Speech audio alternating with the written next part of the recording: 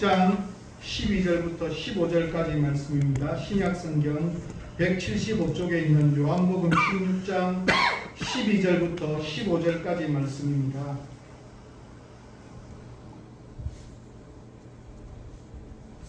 오늘 본문 말씀 요한복음 16장 12절부터 15절까지 말씀을 저와 여러분이 한 절씩 돌아가면서 읽도록 하겠습니다. 내가 아직도 너희에게 이를 것이 많으나 지금은 너희가 감당하지 못하리라. 그러나 진리의 성령이 오시면 그가 너희를 모든 진리 가운데로 인도하시리니 그가 스스로 말하지 않고 오직 들은 것을 말하며 장래일을 너희에게 알리시리라. 그가 내 영광을 나타내리니 내 것을 가지고 너희에게 알리시겠습니다. 무릇 아버지께 있는 것은 다 내 것이라. 그러므로 내가 말하기를 그가 내 것을 가지고 너희에게 알리시리라 하였노라. 아멘. 성령 강림 주일에 맞춘 본문의 말씀이 마치 기획이라도 한 듯 성령 강림에 적합한 말씀이 되어서 얼마나 감사한지 모르겠습니다. 이재철 목사님의 새 신자반이라는 책에 나오는 한 글을 소개합니다. 절지동물인 진해의 특징은 다리가 많다는 것입니다. 보통 15개에서 23쌍의 다리입니다. 우와, 진짜 많습니다. 그런데 종류에 따라서는 31부터 173쌍을 이룹니다. 그러니까 346개의 다리를 가지고 있습니다. 어느 날 진해를 만난 부득이가 깜짝 놀랐습니다. 자기에게는 단 하나도 없는 다리가 진해에게는 셀 수가 없을 만큼 많았고 그 많은 다리들이 조금도 끊기지 않고 질서정연하게 차례대로 움직였기 때문입니다. 한동안 넋을 잃고 쳐다보던 부득이가 진해에게 이렇게 묻습니다. 예, 진해야, 넌 정말 다리가 많구나. 그런데 네가 움직일 때 그 많은 다리들을 어떤 순서로 움직이니? 그것은 진해로서는 한 번도 생각해 본 적이 없는 질문이었습니다. 그제야 진해는 자기 다리를 돌아보았습니다. 그러고는 깜짝 놀랐습니다. 자기 몸에 그렇게 많은 다리가 붙어 있다는 사실을 비로소 절감했기 때문입니다. 그 순간부터 진해는 낭패스럽지 않을 수 없었습니다. 그 많은 다리들을 대체 어떤 순서로 움직였는지 제일 먼저 움직이는 다리는 몇 번째 다리이고 그 다음에는 몇 번째 다리를 움직여야 하는지 아무리 생각해도 막막하기만 했습니다. 몇 번째 다리부터 움직여야 하는지 알 수 없으니 진해는 한 발자국도 움직일 수가 없었습니다. 갑자기 다리 하나 없는 부득이가 부러워지면서 자기 몸에 붙어있는 그 많은 다리들이 원망스럽기만 했습니다. 꼼짝도 못하고 한동안 멈추어 있던 진해에게 성강처럼 스치는 생각이 있었습니다. 이제껏 어떤 순서로 다리를 움직여야 하는지 전혀 알지 못하고서도 잘만 걸었다는 생각이었습니다. 그 생각이 들자 이번에는 믿음이 생겼습니다. 여태까지 잘만 걸어왔으니 아무리 다리가 많아도 다리들을 움직이는 순서를 규명하지 못해도 예전처럼 잘 걸을 수 있으리라는 믿음이었습니다. 진해는 그 믿음으로 걷기 시작했습니다. 다리들을 움직이는 순서는 여전히 밝히지 못했지만 진해는 옛날처럼 멋지게 자신이 원하는 대로 걸을 수 있었습니다. 그래서 진해는 중요한 교훈을 얻었습니다. 규명이 아니라 믿음이 자기 자신을 걷게 된다라고 하는 교훈이었습니다. 믿음으로 다시 걷기 시작하자 많은 다리들이 더 이상 원망의 대상이 아니었습니다. 오히려 그 많은 다리들이 전혀 엉클어지지 않고 질서정연하게 움직인다는 사실에 스스로 경탄했습니다. 눈에 보이지 않는 성령에 대해 우리는 잘 알지 못해서 가끔 이 지네처럼 생각하는 사람들이 많습니다. 모두가 다 그런 것은 아니지만 내가 성령을 받았는지 혹 받지 않은 것은 아닌지, 성령이 내 안에 정말 계시는 건지 아니면 밖에 계시는 것은 아닌지에 대해 선뜻 자신 있게 대답하지 못하는 사람들도 있습니다. 오늘 성령 강림 주의를 통해 내 안에 계시는 성령님이 어떤 분인지에 대해서 바르게 믿고 깨닫는 소중한 시간이 되기를 바랍니다. 성령님은 어떤 분이셨습니까? 몇 번에 걸쳐서 계속해서 소개되어져서 나타나고 있었습니다. 분명한 원칙은 성령은 진리의 영이십니다. 성령은 세상의 영이 아닙니다. 그렇다고 감정의 영도 아니십니다. 성령은 진리의 영이십니다. 오직 진리로 말씀하시고 진리를 통해서만 진리의 영이 어떤 분인지를 우리에게 드러내어 주십니다. 진리 아닌 것과는 어떤 경우에라도 함께 하시지 않습니다. 거짓이 난무하는 세상에 있는 것이 아니라 진리로 드러나는 곳에 그곳에 성령이 함께 하십니다. 그러므로 성령님과 깊이 사귀는 사람은 진리 안에 거하는 사람이요 그의 삶을 통해서 무엇이 드러납니까? 우리를 통해서도 진리가 드러나도록 만드는 사람들입니다. 누가 성령 충만한 사람일까요? 내가 비록 몇 날 밤을 세워서 기도하거나 금식 기도하거나 하지 않는다 할지라도 시간이 흘러갈수록 우리의 삶을 통해서 드러나는 것이 진리를 드러나도록 만드는 삶을 살아가는 사람들이 바로 성령 충만한 사람이라는 사실을 우리는 꼭 기억해야 합니다. 제가 요한복음 설교를 준비하면서 보는 김세영 교수의 요한복음 강해라는 책에 보니까 성령 파라클레토스에 대한 설명이 있어서 소개합니다. 성령에 대한 요한은 파라클레토스라고 부릅니다. 이 칭호에 대해 어떤 언어적, 종교사적 또는 정승사적 배경이 있는지에 대해서는 아직도 명쾌한 설명이 없습니다. 그러기에 우리는 이 헬라어를 분석하여 우리 곁에 와서 우리를 돕도록 하나님께서 부르시기라는 뜻인지 또는 같은 어원의 헬라어 동사 파라클레오와 명사 파라클레시스가 신약 성경에서 위로하다와 건면하다의 이중 의미로 많이 쓰이므로 파라클레토스가 위로자, 건면자라고 하는 를 뜻하는지를 짐작해 볼 따름입니다. 이렇게 볼 때 파라클레토스는 요한복음의 저자 또는 요한 공동체의 성령에 대한 깊은 인식에서 나온 창조임이 틀림없습니다. 그러므로 파라클레토스를 어떻게 번역해야 하는지 정확한지 우리는 잘 알 수가 없습니다. 말씀 속에 등장하는 모습을 김세현 교수는 이렇게 요약합니다. 요한복음 14장 17절에서는 제자들에게 와서 그들 안에 내주하시고 계시는 분으로 소개합니다.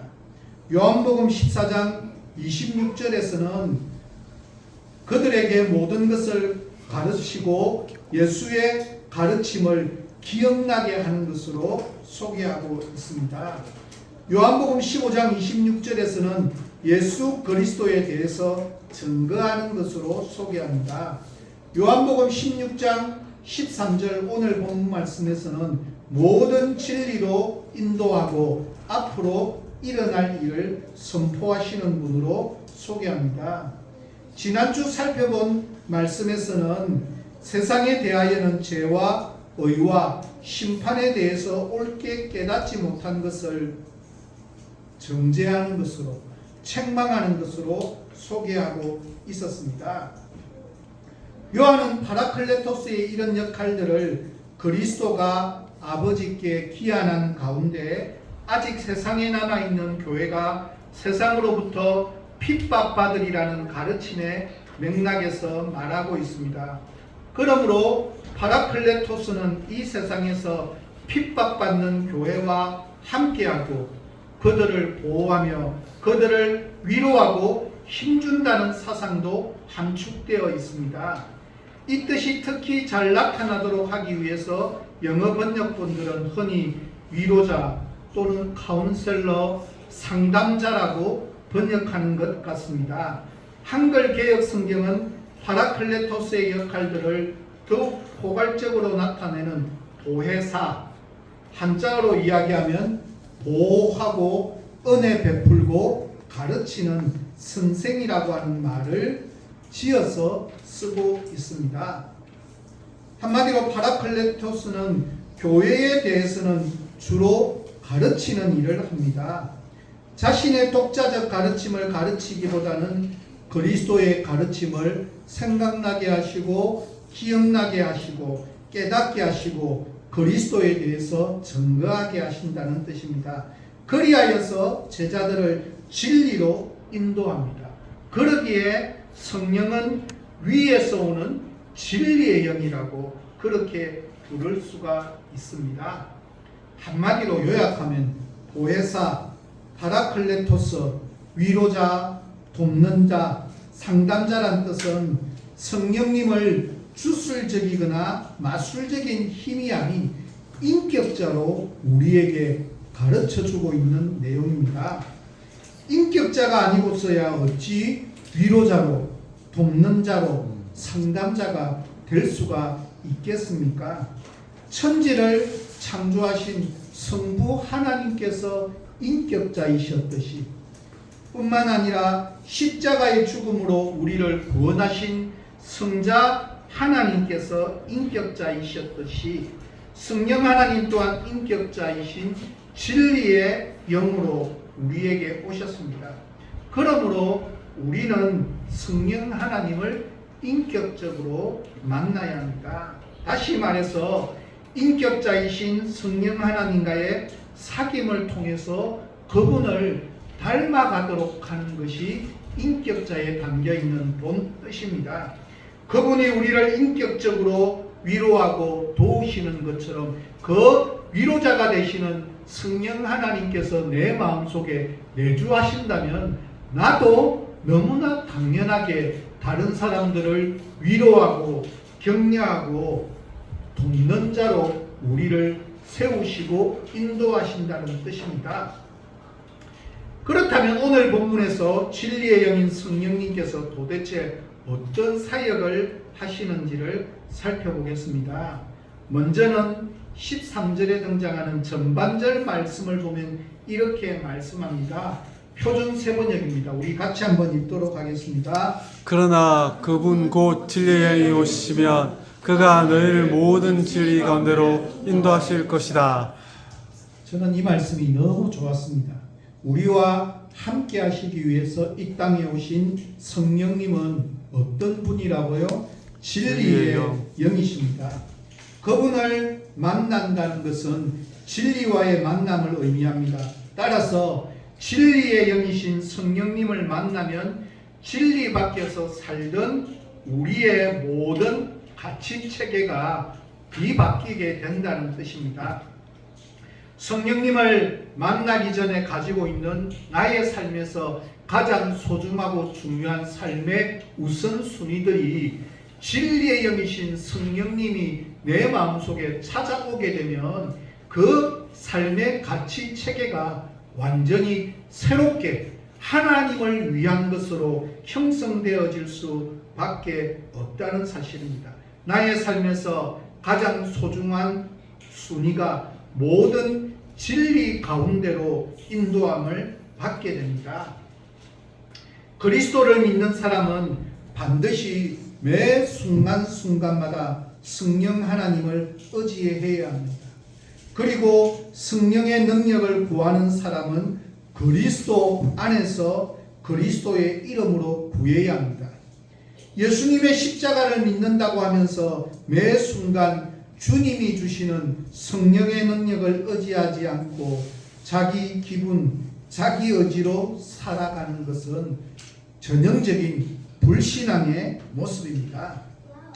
또한 우리에 대한 그리스도의 뜻이 성경에 분명히 나타나고 있는데 그것을 떠난 새롭고 신비로운 체험을 추구하는 것도 불신앙적인 모습이라는 사실입니다. 본문에서 말하는 모든 진리라는 것은 완성된 진리를 의미합니다.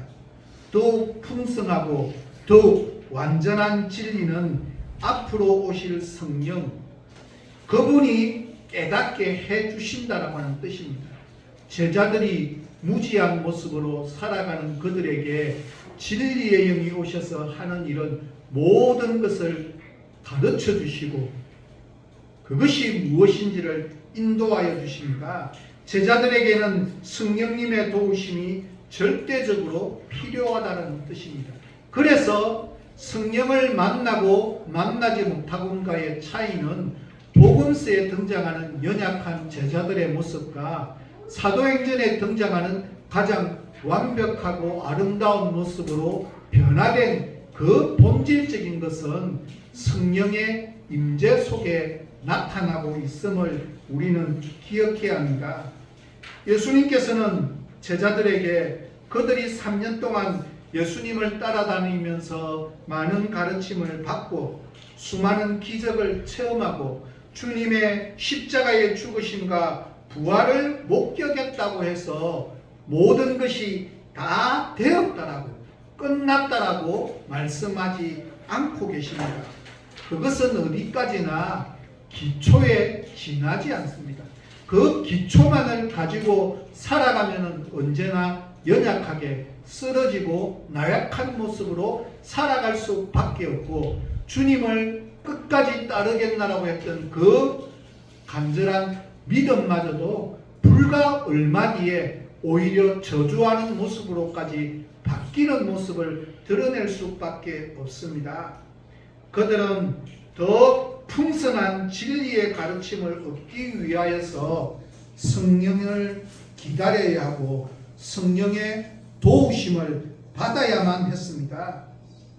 그러면 제자들이 지금까지 배운 진리는 도대체 무엇입니까? 그것은 가장 기본적인 부분입니다. 가장 중요한 것은 예수님께서 육신의 몸을 입고 이 땅에 왔지만 실제적으로는 분명한 하나님의 아들이라는 사실입니다. 예수님의 가르침의 힘은 바로 제사함, 구원, 그리고 하나님 나라의 복음입니다. 하지만 이것은 하나님 나라의 진리에서 가장 중요한 기초에 지나지 않습니다. 출발점에 지나지 않습니다. 좀 더 쉽게 설명합니다. 우리의 삶은 이미 우리의 것이 아니라 하나님 나라를 위한 하나님의 작품이 되어야 합니다. 우리의 많은 계획들과 생각들이 하나님을 기쁘시게 하지 못합니다. 우리가 지금 너무나도 초보적인 수준에 머물러 있고 우리의 신앙이 거의 말라빠진 지푸라기와 같음을 깨달아야만 합니다. 우리는 가장 기본적인 진리 외에는 더 이상 아무것도 깨달으려고 하지 않습니다. 마치 천국의 자격증을 따놓았기 때문에 더 이상 아무것도 필요 없다라고 이제는 내가 어떻게 살아도 괜찮다라고 느끼는 것과도 똑같은 문제입니다. 만약 천국 가는 자격증을 딴 것이 그렇게 대단하다면 지금 바로 우리는 천국에 들어갈 것이지 왜 이 세상에 그대로 존재하고 살아가야만 하는 것일까요? 우리의 신앙은 단지 천국에 들어가는 자격증을 따내는 것이 우리의 신앙의 목표가 아닙니다. 우리의 신앙은 매일매일 이 세상에 대하여 한멸을 느껴 요단강을 건너 천국 가는 것만 생각하면서 죽음의 순간을 기다리는 것이 아닙니다. 우리 매일의 삶이 중요합니다. 왜냐하면 우리가 매일의 삶을 통하여 하나님의 뜻을 이루어 드리는 것이 타락으로 파괴된 이 세상을 회복시키는 것이기 때문입니다. 우리는 파괴된 이 세상의 재건을 위하여서 여기에 살고 있는 사람들입니다. 그래서 본문 13절에서 이런 진리의 영에 순종하는 사람들을 어떻게 하신다라고 이야기하고 있는가 하면 인도하실 것이라고, 진리의 영을 의지하며 살아가는 사람들을 인도해 줄 책임을 성령 하나님께서 가지고 계심을 표현하고 있습니다. 성도란 한자어는 거룩한 물이라는 뜻입니다. 만일 우리 중에 누가 주의 이름을 부르면서도 진리 가운데로 살아가지 않는다면 그는 성도가 될 수 없습니다. 성도란 말은 진리 가운데서 행하는 사람들에게만 거룩한 물이라는 뜻과도 동일한 어울리는 이름이기 때문입니다. 그러므로 엄밀히 따져서 성령이 없는 사람, 성령의 인도를 받지 못하는 사람들은 성도가 아니라는 뜻입니다. 왜냐하면 순종하는 사람들은 진리의 영께서 인도하여 주시기 때문입니다. 어떻게 인도합니까? 13절에서 표준세번역에서는 이렇게 이야기합니다. 그는 자기 말씀대로 말씀하지 않으시고 듣는 것만 일러 주실 것이요. 어떻게 인도한다고요? 말씀으로 인도하십니다. 말씀으로 인도하는 원칙도 너무나 분명합니다. 자기 마음대로 말씀하지 않으시고 오로지 하나님으로부터 들은 말씀만 일러 주신다는 뜻입니다. 다시 말해서 성령은 자기 마음대로 말씀하시는 것이 아무것도 없습니다. 오로지 하나님으로부터 들은 것만을 말씀하십니다. 말씀의 진리를 무시하고 자기 혼자 어떤 특별한 체험한 특별한 방법을 목말라 할 때 전혀 유익하지 않는 잘못된 체험을 할 수 있다는 사실을 우리는 꼭 기억해야 합니다. 저는 혼자 은혜 받으려고 하는 것보다는 공동체에 속해 있는 모든 식구들이 더불어서 함께 말씀으로 성장하고 자라는 것이 가장 소중하고 중요하다고 생각합니다. 함께 모이고 함께 말씀을 듣고 함께 기도할 때 진리의 영이 반드시 인도하여 주시리라고 하는 소망을 저는 분명히 가지고 있습니다. 계속해서 13절 후반절 말씀 표준세번역 성경입니다. 함께 읽겠습니다. 앞으로 올 일들을 너희에게 알려주실 것이라.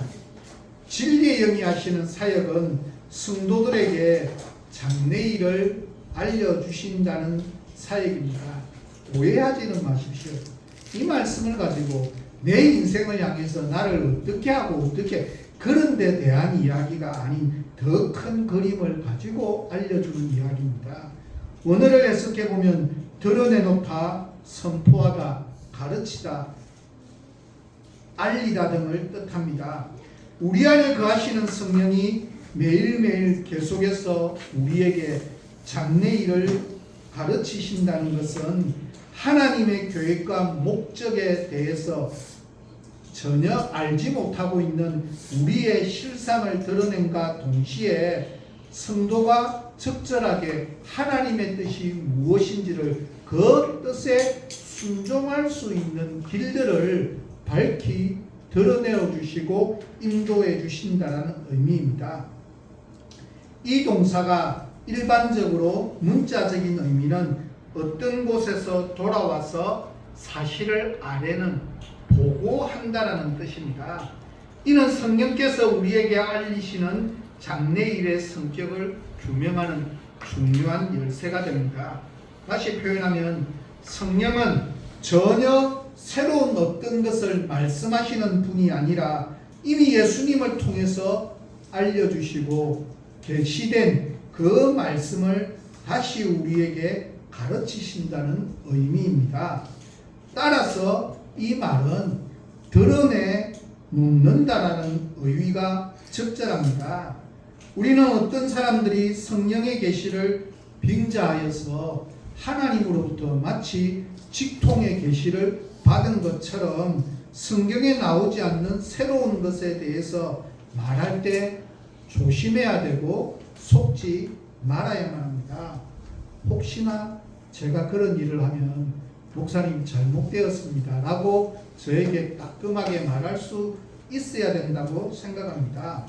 진리의 영의 사역은 자신의 기분이나 의지로 말하는 것이 아니라 이미 하나님께서 우리에게 계시하셨으되 이해하지 못하는 모든 것들을 깨닫고 이해하도록 가르치시는 일을 하십니다.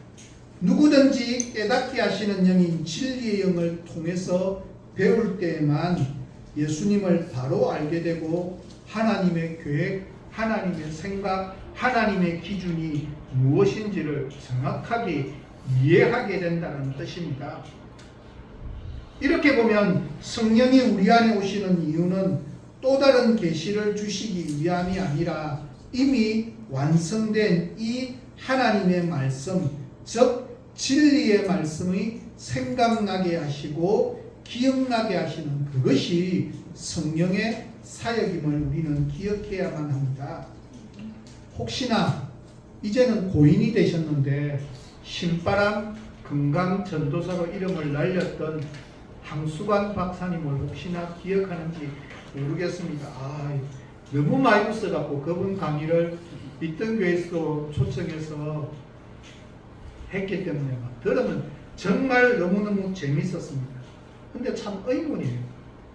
건강을 강의했던 그분, 근데 67세에 돌아가셨어요. 참 안타깝죠. 그분이 폐혈증으로 돌아가셨는데 그분의 부친, 황수관 박사의 부친이 암말기 증세로 수술을 받을 때의 일을 소개합니다.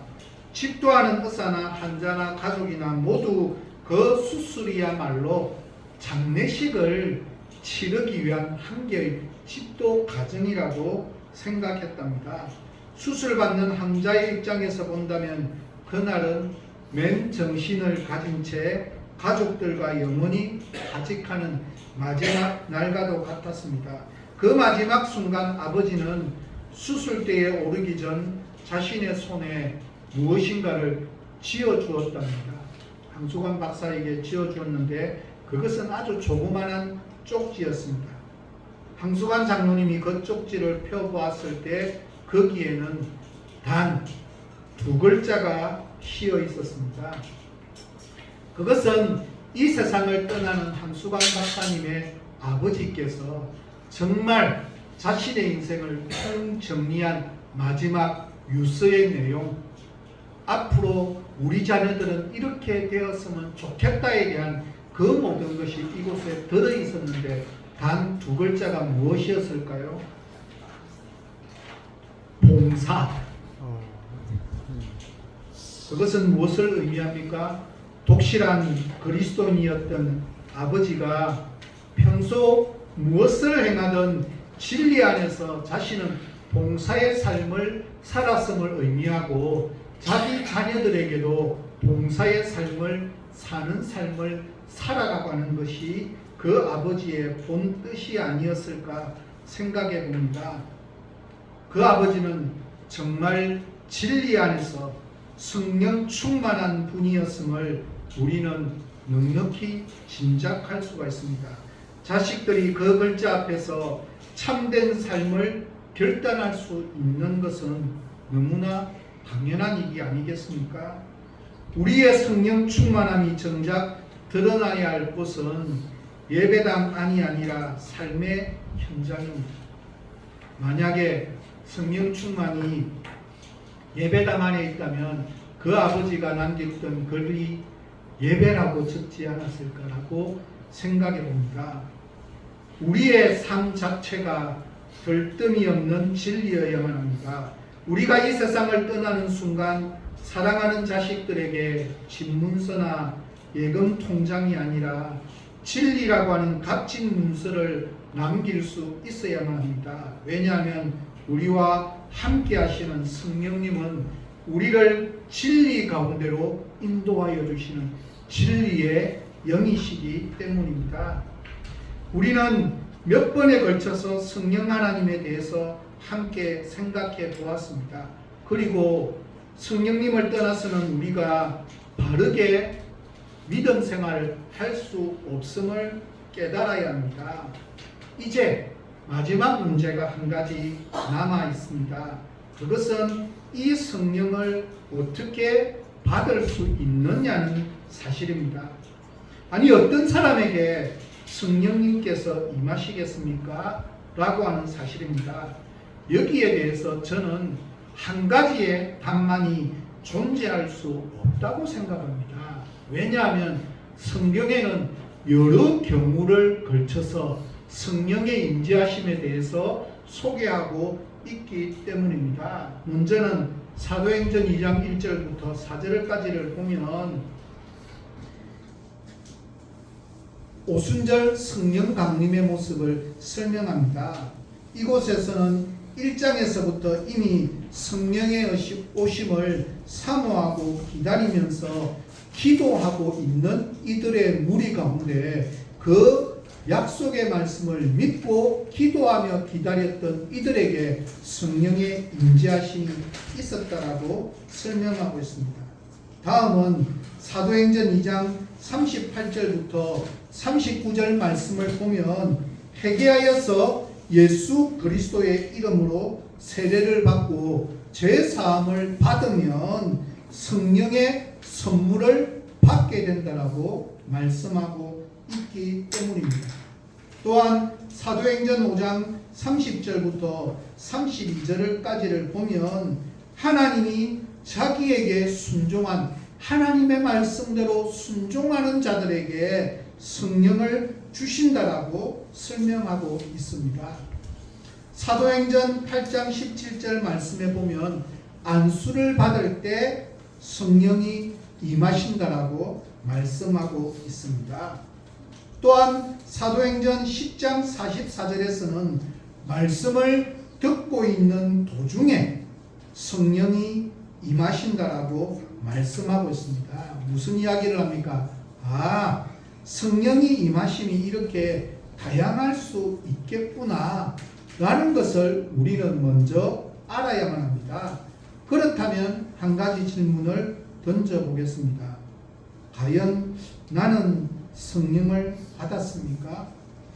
여기에 대해 확신에 찬 대답을 할 수도 있고 머뭇거릴 수도 있고 아닌 것 같다라고 대답할 수도 있습니다. 그러나 너무나 분명한 한 가지 사실은 우리의 대답과 상관없이 우리에게는 이미 성령께서 임해 계신다라고 하는 사실입니다. 고린도전서 12장 3절입니다. 표준 세번역 말씀입니다. 다 같이 함께 읽도록 하겠습니다. 시작. 그러므로 나는 여러분에게 알려드립니다. 하나님의 영으로 말하는 사람은 아무도 예수는 저주를 받아라 하고 말할 수 없고 또 성령을 힘입지 않고서는 아무도 예수는 주님이시다 라고 말할 수 없습니다. 무슨 말입니까? 성령께서 나에게 임하셨으므로 우리는 예수님을 부인하지 않고 하나님에 대한 관심으로 하나님에 대해 좀 더 많은 것을 알기 위해 지금 이곳에서 예배를 드리고 있다는 사실입니다. 그렇다면 한 가지 이렇게 질문할 수 있습니다. 나는 회개한 적도 없고 안수받은 적도 없는 것 같고 성령님을 받게 해달라고 기도한 적도 없는데 어떻게 내게 성령님께서 임하셨다는 말입니까? 그것은 우리가 행한 것이 아무것도 없음에도 불구하고 오직 야훼 하나님께서 우리를 사랑하심으로 인해서 우리에게 성령님을 보내어 주셨습니다. 히브리서 2장 4절 말씀 공동 번역 말씀입니다. 같이 함께 읽도록 하겠습니다. 그리고 하나님께서도 표징과 놀라운 일과 여러 가지 기적을 나타내시고 또한 당신의 뜻을 따라 성령을 선물로 나눠 주심으로써 그들의 증언을 뒷받침해 주셨습니다. 우리가 성령을 받기 위해 아무런 노력을 하지 않았을지라도 하나님께서는 우리를 사랑하심으로 인해서 하나님의 뜻을 따라 우리에게 성령을 선물로 나누어 주셨다라고 그렇게 말씀하고 있습니다. 우리가 믿는 야훼 하나님은 그런 분이십니다. 그러므로 성령님을 어떻게 받을 수 있느냐는 명제는 우리에게 더 이상 필요하지 않는다는 사실입니다. 우리가 지금부터 집중해야 할 일은 이미 우리에게 임하신 성령님을 내가 얼마나 의식하며 내 안에 내주하고 계시는 그 성령 하나님의 음성에 귀 기울이고 그분의 인도함을 따라 성령 충만한 삶을 살아가고 있느냐라고 하는 사실입니다. 다시 말해서 우리가 기도의 삶, 순종의 삶, 말씀의 삶을 살아간다면 그것은 성령을 받기 위함이 아니라 이미 우리에게 임해 계시는 성령님과 함께 성령 충만한 삶을 살기 위함이어야 한다라고 하는 뜻입니다. 우리가 오늘 예배를 통해 성령님께서 이미 나에게 임하여 계신다는 사실을 깨닫고 이제부터 성령 충만한 삶을 살기 위해 우리의 삶에 분명한 핵을 걷는다고 하면 오늘이 바로 성령 강림 주일을 통해서 내 마음에 임재하시는 성령 하나님을 내가 온전히 믿음으로 받아들이고 그러므로 인해서 그 진리의 영이신 성령 하나님으로 인해서 매 순간순간이 어떤 일이든 어떤 순간이든지 나의 기준이 아닌 하나님의 말씀의 기준에 따라서 순종하며 살아가는 순종하는 사람으로 바뀌어가는 은혜의 역사가 있어야 된다는 사실입니다. 저는 이제 말씀을 마무리하면서 처음 소개했던 이재철 목사님의 새신자반에 나오는 글로 마무리하려고 합니다. 그분은 이렇게 이야기합니다. 성령 세례는 평생에 한 번 받는 것이지만 성령 충만은 매일 이루어져야 합니다. 사랑하는 남녀가 결혼 예식은 한 번 갖지만 사랑은 매일 나누어야 하는 것과 같은 원리입니다. 부부가 함께 지내며 서로 의무를 다함으로써 부부의 사랑이 지속되고 깊어지듯이 우리와 함께 하시며 우리에 대한 하나님의 의무를 다하시는 성령 하나님의 빛 속에서 우리가 그분을 믿는 그리스도인의 의무를 다하려 할 때 우리의 성령 충만한 삶은 날마다 말씀과 더불어 살아가고 진리의 영이신 그 성령께서 우리와 언제나 영원토록 함께 하시는 진리의 영임을 매일 매 순간 깨달을 수 있게 된다고 이야기합니다. 저는 성령 세례와 성령 충만에 대해서 너무나 분명하게 이야기합니다. 그리스도를 믿는 순간은 성령의 임재하심이 분명 나타났습니다. 그 성령 충만은 매일매일의 삶 속에서 순종함으로 받아 누리는 복입니다. 부부가 결혼 서약했을 때 그때 처음 했지만 결혼 서약을 매일 하지는 않지만 부부관계를 아름답게 가꾸어가고 만들어가는 것은 서로를 향한 사랑의 고백을 통해서 아름다운 부부의 관계를 만들어가는 것이 신앙의 성령 세례와 성령 충만으로 구분한 것과도 똑같은 원리라는 말에 대해서 저는 동의합니다.